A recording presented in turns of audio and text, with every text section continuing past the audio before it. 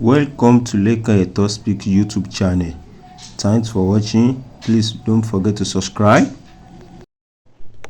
Lovers all over the world, welcome to our YouTube channel. Ẹ káàbọ̀ sí orí YouTube channel wa gẹ́gẹ́ bí ẹ ti mọ̀ pé a máa ń fún yín ní update nípa nǹkan tó bá ń ṣẹlẹ̀ throughout the world. Eléyìí tí a tún mú wá fún yín, ìròyìn ayọ̀ ni, ìròyìn ìdùnnú ni, ìròyìn tó jẹ́ pé èèyàn náà máa gba irú àdúrà bẹ́ẹ̀ pé kí irú bẹ́ẹ̀ kí ó ṣẹlẹ̀ nínú ayé èèyàn ni. So a kí Dr. Oriyomi Hamzat wípé wọ́n kú ìfọmọnìyàn ṣe bẹ́ẹ̀ ni, because tí èèyàn bá ní workers, téèyàn jẹ́ aṣíwájú, téèyàn jẹ́ adarí, tí àwọn ọmọ lẹ́yìn èèyàn tí wọ́n wá progress bí èèyàn náà ṣe ń progress, ènìyàn ò kí ń ṣe leader gidi, ènìyàn ò kí ń ṣe aṣáájú gidi. But a dúpẹ́ wípé àwọn tí wọ́n wà lẹ́yìn Dr. Oriyomi Hamzat, àwọn náà wọ́n progress, wọ́n lọ síwájú, wọ́n ṣe dáadáa. Gbogbo wa náà láti máa rí fídíò ibi tí wọ́n ti ṣe presentation kí ilé fún ìmáàmù Agidigbo.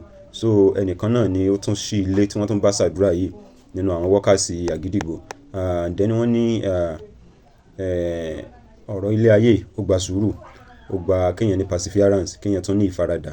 So a kí ẹni tí ó ń ṣílé tí gbogbo èèyàn mọ̀ sí Mr. Ogidan.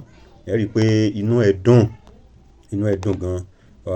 Ó dọ̀bálẹ̀ níwájú Alhaji Oriyomi Hamzat, inú ẹ̀ dùn gan. Ẹ farabalẹ̀ kẹ́ ẹ gbọ́ nǹkan tí Alhaji Oriyomi Hamzat tán sọ nípa Mr. Ogidan. Ẹ máa rí i pé ó yẹ kí èèyàn ní ìfaradà téèyàn bá ń ṣiṣẹ́, ó yẹ kí èèyàn ní àfojúsùn, téèyàn dẹ̀ tí wọ́n fi ọmọlúwàbí ṣe nípa téèyàn bá ń ṣe. So ẹ farabalẹ̀, a máa pín fídíò ẹ̀ fún yín sí. Ẹ ṣe lọ. Àwọn àlàjì Ògìdán lélẹ̀ ilé tí wọ́n náà láti wá sáré àwa ìsìnká mẹ́rin àkórí rẹ̀ gan ni. Àlàjì Ògìdán ni ó jẹ́ pé alága ìsìnká nàmbà 2024 ìsìnká ọdún. Àlàjì Ògìdán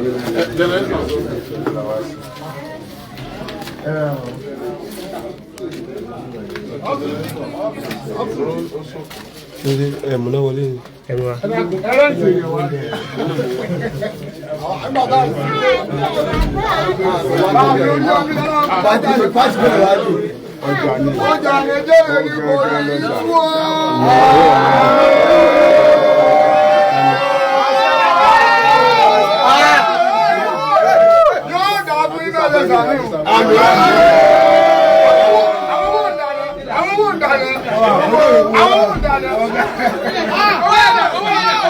Àwọn kan ṣe bí Ọlọ́run ọba kò lè kọ́ sí ibù. Àwọn wẹ́rẹ́wẹ́rẹ́ bàbá bá wà ṣe. Wọ́n ní kí wọ́n sí àwọn ìpè kò lè kọ́ sí ibù. Àwọn wẹ́rẹ́wẹ́rẹ́ bàbá bá wà ṣe. Wọ́n ní kò sáyé lókè, kó wáyé fún wa lókè. Ológo fọ́lẹ̀ àwa, ìyanu lórúkọ rẹ̀. Kò sáyé lókè, kó wáyé fún wa lókè. Ológo fọ́lẹ̀ àwa, ìyanu lórúkọ rẹ̀.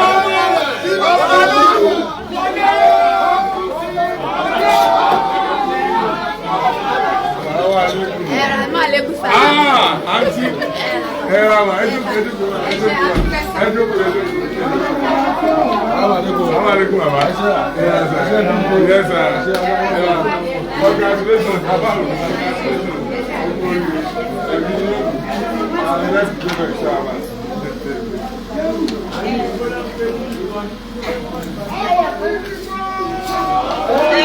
Osta.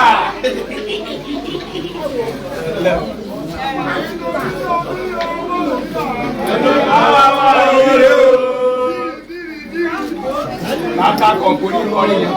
Bàbá ẹ̀mí rẹ̀ ó lò ó ní sí ìwọ ọmọ rẹ̀ ní wá sókún tiẹ̀ náà. Ìdájí ní sọ ọmọ ìyá. Ọmọ ìyá kò lérú ètò ojúbà náà Ọlọ́run ó ṣe fún un. Ó wà á ní ìdákùrẹ́ tẹ̀lú ayé mi.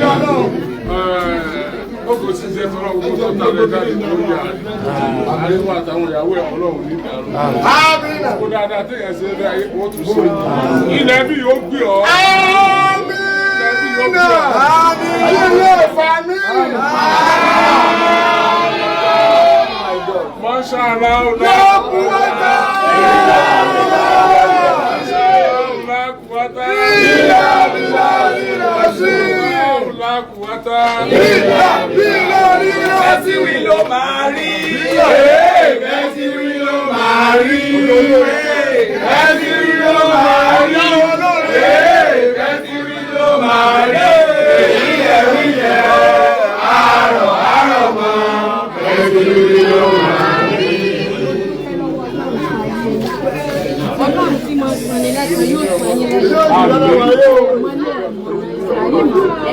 gẹ́gẹ́ bí ọmọ yín lórúkọ Jésù bí ò ní báyìí ní gbogbo ọ̀nà ẹ mọ̀ lọ sókè kékeré lògo èyí táwọn èèyàn ké ògo nílá Ọlọ́run tún gbé yín débi gíga nítorí pé ẹ fi àánú kí àbúrò mi kó jẹ́ nǹkan níbi tí ayé ti rò wípé kò lè sí nǹkan ẹ sì ní kó jẹ́ nǹkan ní gbogbo ọ̀nà táwọn ọmọ yín náà àwọn ọmọ jẹ́ nǹkan rẹ̀ lórúkọ Jésù bí ò ní báyìí lórúkọ Jésù ò ní ṣiṣẹ́.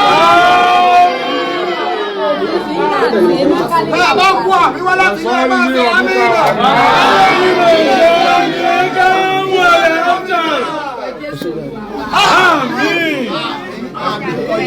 Ìyàwó ògìdán ní ẹni tí mo mọ̀ ní ìyá ògìdán ní.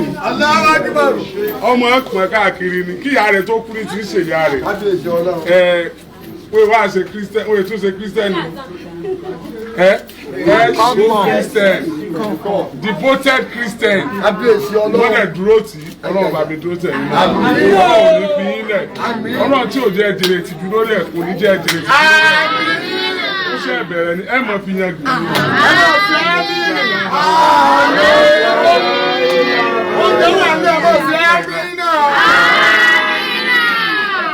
Ká tó ṣe ìta gbangba, àdúrà kan tí mo fẹ́ ṣe fún pọ́n já èmi àti èmi.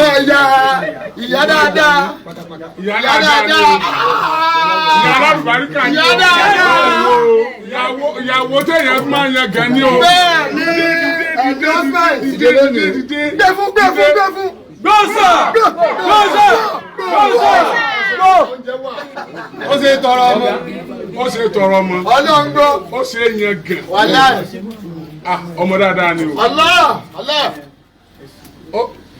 Tí ẹ bá níyàwó kejì lẹ́yìn ó rí lára rẹ̀ pé wàhálà dé oyún lé wàhálà dé tí ọmọ ẹjọ́ bẹ̀ yóò lose concentration lẹ́nu iṣẹ́ ọmọ ẹjọ́ bẹ̀ kò dá nǹkan kan rú. Bẹ́ẹ̀ni ọ̀fáwo. ilé ọ̀jẹ̀ ká mọ̀ pé ó kìí dẹ́tí níyàwó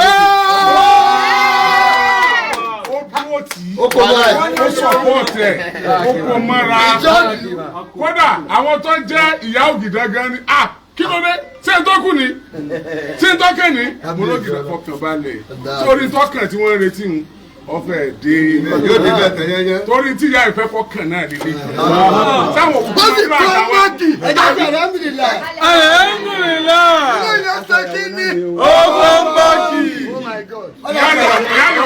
ìyá ni ọmọ plan wa orí plọ̀tì kankan lógìdá kọ́lé sí o gbogbo lẹ̀tẹ̀ báàgì sí wa ògìdá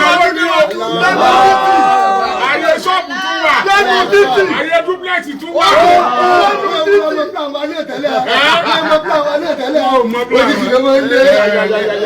ọ̀rọ̀ wa ní dààmú ẹ̀ kò ní kábàámọ̀ kó wáyé gbá kò ní kábàámọ̀ kó tolerate lágbára Ọlọ́run àríwá àti ọmọ wọn náà mọ̀ bọ̀ wọ́n gbà wọ́n. ìyàwó wa Ayọ̀lá ìyàwó wa àti ẹ̀ Ọlọ́run ní jọ́ bàjẹ́ wọn náà dìde torí kò ní kúlẹ̀ lórí mi wọn náà dìde gbà ó lè kúlẹ̀ kó wọn. yàrá mi dánú. àárín yóò ní bàjẹ́ Ọlọ́run yóò bá mi kó tì torí tí inú yóò bá dáa yóò affect iṣẹ́ iléeṣẹ́ productivity máa wà affected ilé tí àwọn bá ti fún ọkọ lọ́rùn mọ́gàjì náà pè ní ó pè mọ́gàrá ní ọmọ pè lórí rédíò tí wàá sì bá wà. Bàbóòdì. Ìgbà tó ń gbé Oriyomi lé o, Oriyomi ti ń lọ. Frustrated, Ọlọ́run ní frustrated. Ọmọ tó bá tara yín jáde yọ yàrá.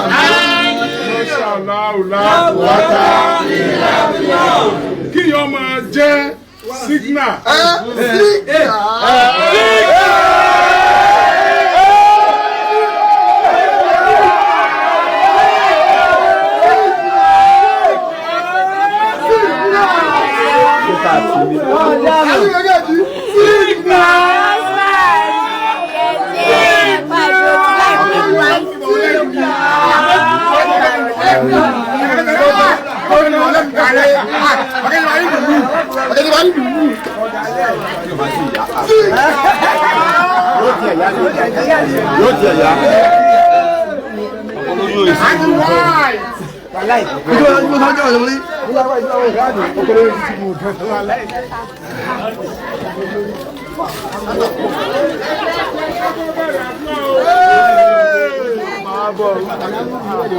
Ó ṣe kókó.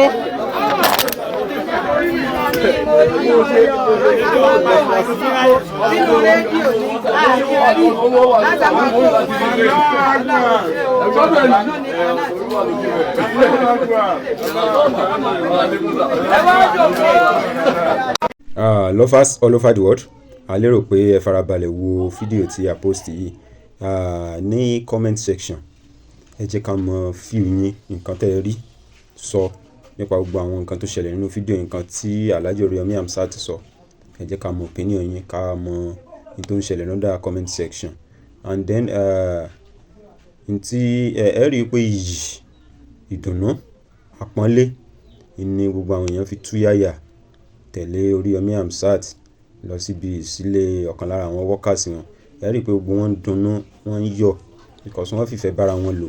Although kò síbi tí a ti máa rí ọ̀pọ̀lọpọ̀ èèyàn bẹ́yẹn náà tá a ti ní máa rí àwọn ìkùnsínú kọ̀ọ̀kan níbẹ̀, bọ̀ ẹ rí i pé ayọ̀ ó borí ìkùnsínú bẹ́ẹ̀ ni, because ẹ rí i pé gbogbo àwọn yòókù náà inú wọn ń dùn because wọ́n mọ̀ impact tí Alhaji ń take nínú ayé wọn. So a máa fún yín ní update ti ìsílẹ̀ Chief Imam Agidigbo náà. Ẹ máa rí i wípé ó dáa kéèyàn máa ṣe dáadáa, bẹ́ẹ̀ ni ó dáa kéèyàn máa ṣe dáadáa. So ẹ̀yin tẹ́ bá ṣe ń darapọ̀ mọ́ channel wa, ẹ bá wa likes àwọn videos wa, ẹ bá wa share, ẹ bá wa comment, ẹ bá wa tún subscribe náà, so that ẹ tún bá wa tan notification so that anytime tá bá drop new video ẹ máa tètè mọ̀ wípé a tún ti ṣe another video, you will be get notified. So thanks for watching. I really appreciate you. We love you all. Ṣé o.